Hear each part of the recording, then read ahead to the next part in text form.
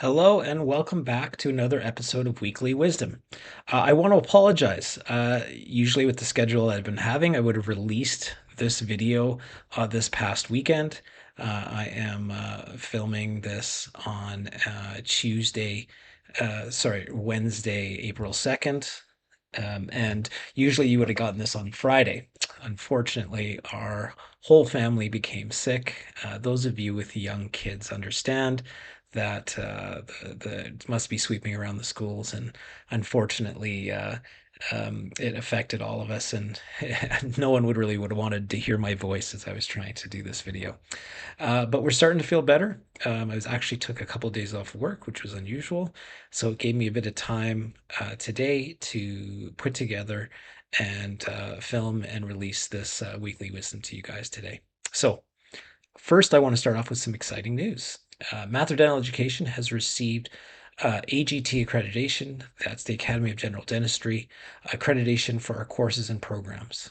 So this means that our flagship online program, How to Start and Run a Successful Dental Practice, is now going to be providing CE points. Our program provides 8 CE credits. For those of you that have been waiting, I know I've been hearing from a lot of you that were inquiring about CE credits. And so, yes, we now have officially got our PACE Academy of General Dentistry accreditation, and we'll be providing 8 CE credits for our program. So this is the program, How to Start and Run Dental Practice Successfully. 23 modules split into 2 parts, Prudent Practice Startup and Part 2, Flying First Year Success. And I'll go into a bit more detail at the end of this episode.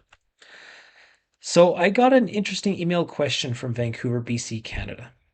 So I have worked at the same office for 1.5 years, and I'm not very busy. I've been in touch with my colleagues at other practices in the area, and many of them are in the same boat. They're often doing hygiene to fill their schedule. I feel that if I'm sitting around, I might as well be doing it in my own office. What are your thoughts?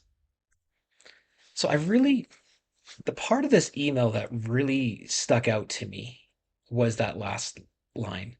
I feel that if I'm sitting around, I might as well be doing it in my own office.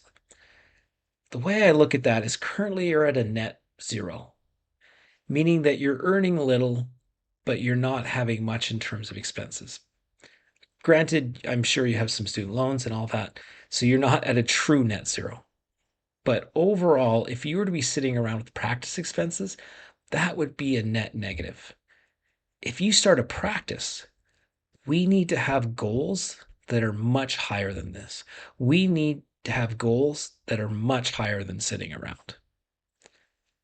So the initial questions I have right off the bat here are, how much experience have you had working privately since dental school? Is this your new grad position, that 1.5 years that you've had, or have you been bouncing around a few offices over the past 5 years and you've been at this last office for 1.5 years, and throughout your 5 years of practicing in this area, you've found that you've been sitting around?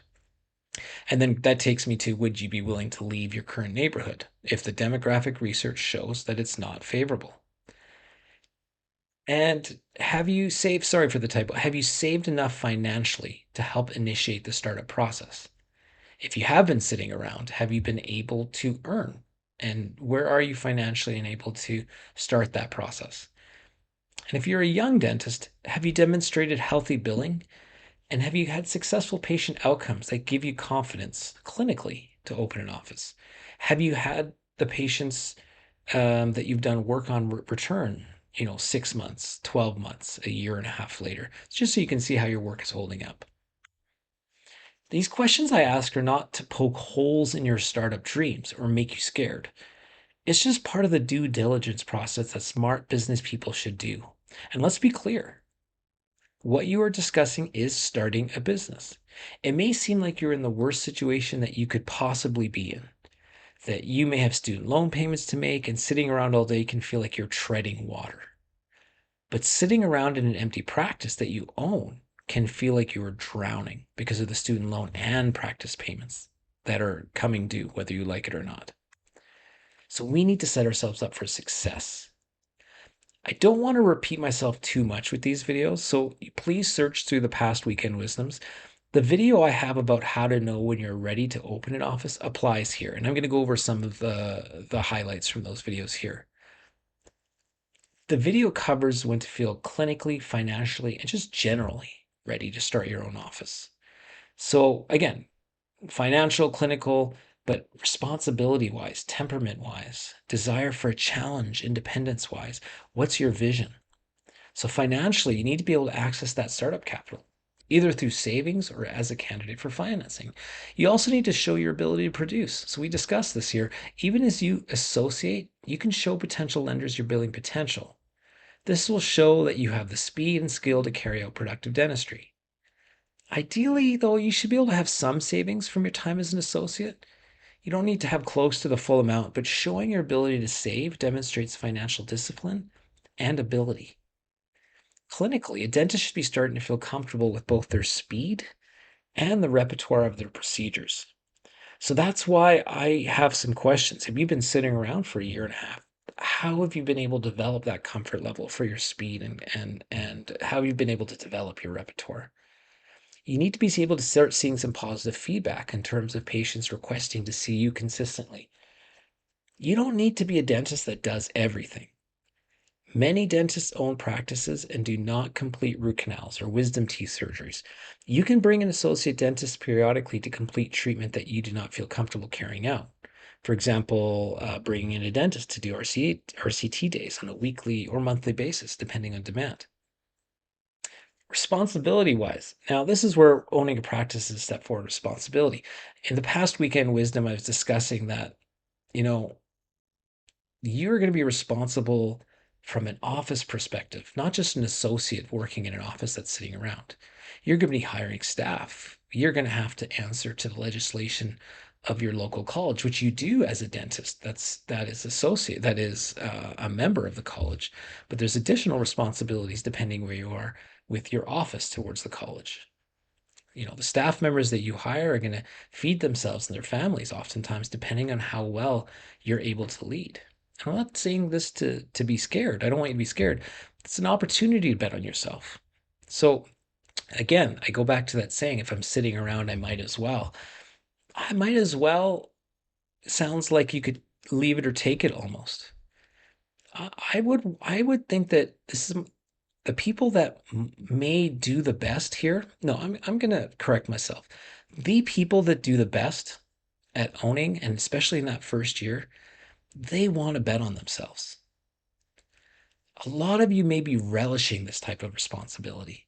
Seeing your staff and those associated with your practice flourish because of a dream that you set up can be very satisfying. Your temperament. This is an underrated attribute. You don't need to be a completed product, but I think it's at this stage you should recognize that owners do require a different temperament than associates. Associates are concerned with their patients and the direct staff that they work with. Owners need to deal with everybody, all staff, suppliers, patients, community at large. Being able to or showing a desire to communicate effectively can really be a sign that you're ready for ownership. How do you deal with responsibility, stress, obstacles in general? And if you are sitting around and you haven't had a lot of experience, you may not have the answers to these questions just yet. And if you're going to take financing, you're essentially betting on yourself. So make sure that's a good bet. Do you have a desire for a challenge? If you believe that dental school made us all tougher and capable of accomplishing hard things, then you may be keen for that next challenge. Some people welcome the challenge and always envision their career as a path in which they work for themselves. Others are unsure of owning their own practice because of the fear factor, but are starting to come around to the idea that they are, in fact, capable. And vision. Life as an associate dentist can give you an insight into the aspects that you like in a dental office and the aspects that you would change if you had the power. You could be picturing things that you would change, treatment options you would provide, the environment in the office, the systems at work, and the type of staff you'd hire. Starting a practice can be an execution of a vision that a dentist has been waiting to execute. If you've been at this one office, I'm talking to the person who emailed me, and it's your first job after out of dental school and you have not been busy, it's hard to have much of a vision I mean, granted, you could have had this vision all through dental school, and then I stand corrected. But if this is you using your experience from a time at a slow office, I'd want you to potentially expand your horizons on what types of offices are out there and different environments. And that way you can start to formulate your vision and what you would want to do differently. So again, to that for that question, starting up an office is a great step to take in your career, as long as it's done in a prudent manner. What do I mean by prudence? It's the ability to avoid risks and to use reason. My first thought when I read this email was to become concerned.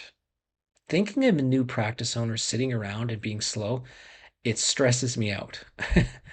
You need to be able to avoid the pitfalls that place undue risk on your endeavor. The dental industry is growing, and you can carve out a piece for yourself if done correctly. Remember, and I cover this in module one a little bit of the program, but the dental industry is growing. It's growing over 158 billion a year in the United States alone. The dental market is growing by 3% every year worldwide. The market size of the dental industry in the US, and I keep bringing up the US into this because it's indicative of most Western dental nations. The market size of the dental industry increased faster than the economy overall. So why are we seeing this growth? Well, we're seeing an increase in disposable income globally. We're seeing an increase in awareness of oral health importance, an increase in demand for cosmetic dental procedures, an increase in geriatric populations keeping their teeth, and an overall increase in population size. Large dental organizations are competing for market share in a growing and lucrative industry. Here are some of the examples of large companies that are in the dental industry. Is there a place for a single or a small group of dentists to open an owner-operated dental practice and be successful? Yes, absolutely. Small practices can thrive. Now, I say small, it doesn't mean you have to open a very small office, but I'm talking in compared to the dental landscape where we have large corporations at play. Smaller ownership, privately owned practices can thrive if they're well thought out and efficient. You can lower your risk greatly and control the downside exposure by being well prepared. So I want you to look at the main words I'm putting interest here: thrive, efficiency, and being well prepared. You need to do it yourself. I'm a big believer in this. If you can do it yourself, you almost become that unruly dentist. Unruly meaning disruptive and not amenable to control. By disrupting the established way of starting a practice, you can remove a lot of the financial control that gets placed on many new practice owners. So, the established way of starting an office involves using a third party supplier company to plan and build out the practice on your behalf. If you know how to build an office yourself, you can save hundreds of thousands of dollars. In addition, if you know how to set up and run your own office, you can save thousands on useless marketing and avoid that drowning feeling that we discussed earlier. If you understand how offices are set up in that cookie cutter way now, and I don't mean cookie cutter way derogatorily. I'm not talking about as in terms of creatively. I'm talking about financially. If you're a dentist and you're looking to start up your practice and you approach your supply company and they take care of it for you, you're paying hundreds of thousands of dollars more. Now, carry that forward. That means your loan is bigger. And if your loan is bigger, that means your payments are higher. And that means every month your break even point is now higher. And that means that pressure is now higher. It means that risk is now higher. We can avoid all of that if you make some fundamental decisions and understand how to save and do things prudently and efficiently.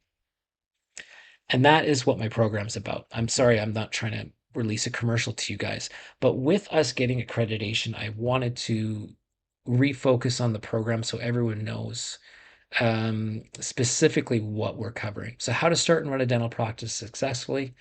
We want to create a tailored identity for your practice, which accentuates your best qualities as a dentist, allowing you to do the work that you enjoy doing. We want to successfully match this tailored practice with the demographic location that's needing your specific practice vision. providing a community with the perfect practice for its population with an ideal marriage. We want to design and build the practice yourself in order to save hundreds of thousands of dollars. And we want to successfully plan and grow your practice past your break even point early into your first year. We want to understand the metrics that will make both your practice and business successful. We want to set up a plan for growth and to understand the mechanisms within your practice which will feed that growth. And ultimately, we want to reduce the risk and increase the ability to achieve profit, thus making practice ownership a rewarding endeavor. Again, how to start and run a successful dental practice is 23 modules that are online and in video form, split into two parts. Prudent Practice Startup, which takes us from where you may be right now, with it being a potential thought in your head, which will take you all the way to your completed physical practice. And then part two, which is also included, takes you from that physical practice to the end of your first year, which has been a flying success. Again, accredited by the Academy of General Dentistry for 8 CE credits. Prudent Practice Startup, this is what I just said, takes you from practicing a thought in your head to a fully built out completed practice, tailor made for you in a location that's best suited for your skills. And again, flying first year success to set you up for a lot of success in that first year with explosive growth on the horizon. If anyone has any questions, please feel free to email me at mathurdentaleducation@gmail.com. Have a wonderful week.